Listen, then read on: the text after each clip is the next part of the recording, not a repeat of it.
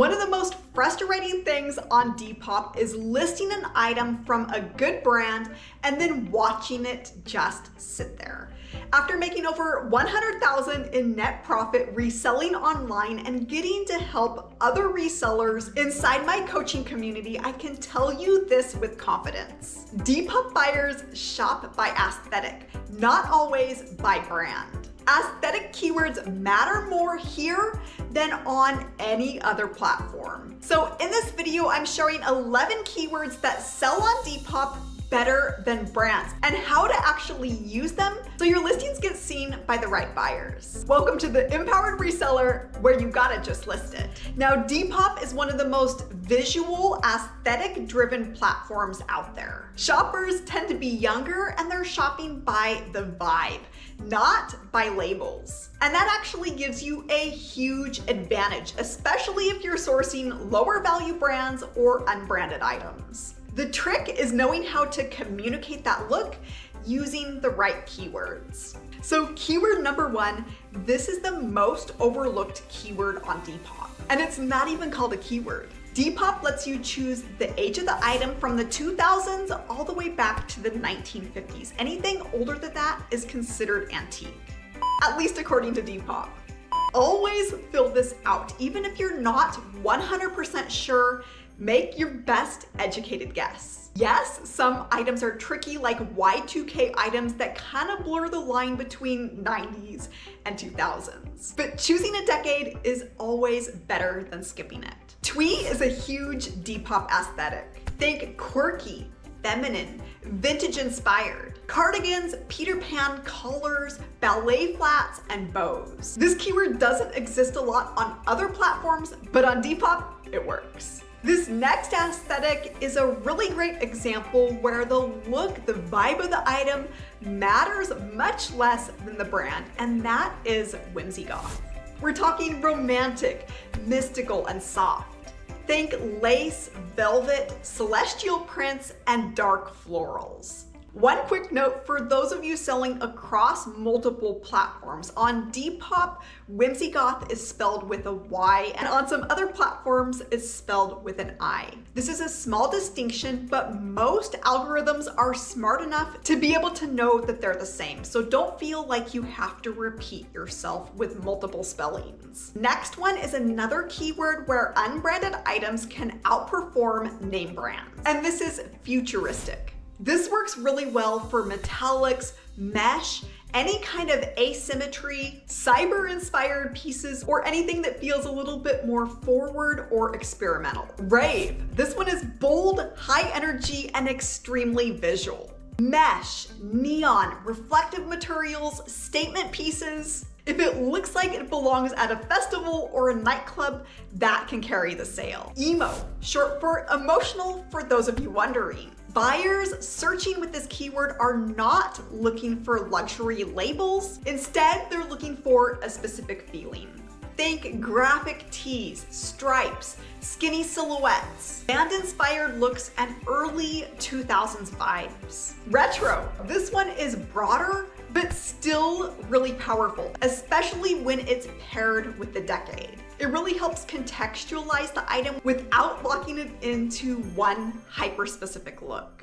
Streetwear still performs really well on Depop and on a lot of other platforms as well, especially oversized fits, cargos, hoodies, and any graphic heavy pieces. This is a place where the style matters way more than the brand. Pro tip, flawed items are for sure time to use the grunge keyword. There is an insane demand for flawed items with holes, paint, fraying, and fading.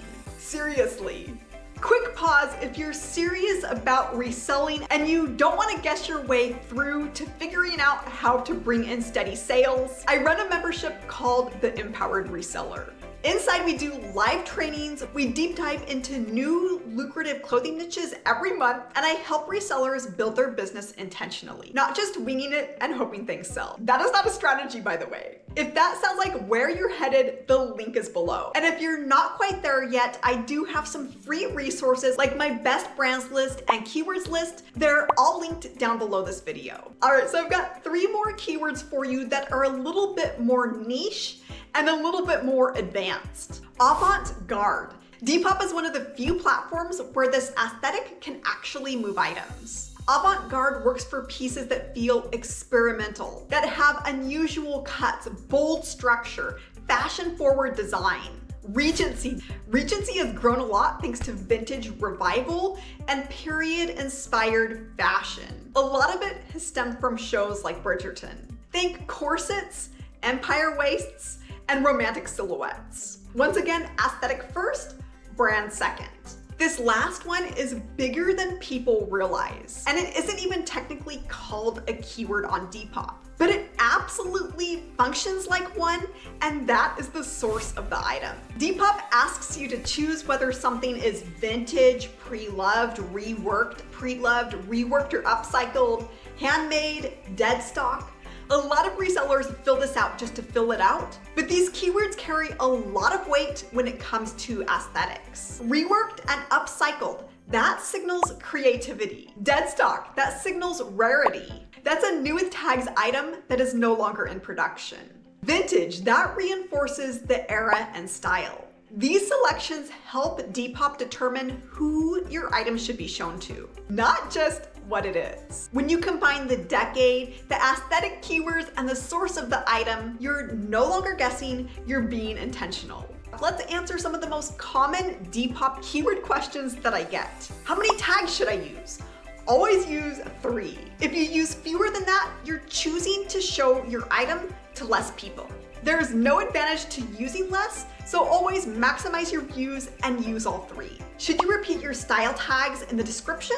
Yes, but naturally. Don't keyword stuff or spam. But let's say an item is twee, whimsy goth, or rave. Your words would show up in the description in a way that makes sense. Think readability first, algorithm second. Do hashtags matter on Depop? Not the way they used to. Your style tags, item source, age, and a clear description matter far more than hashtags. Can you use multiple aesthetic keywords on one item?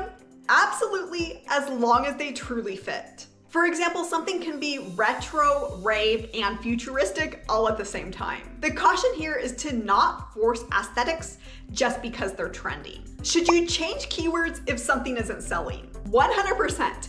Depop rewards experimentation. If something hasn't moved in a while, test different but still accurate keywords and see what gets traction. What matters more, keywords or photos? Well, keywords get the item to show up in the first place and the photo gets the click.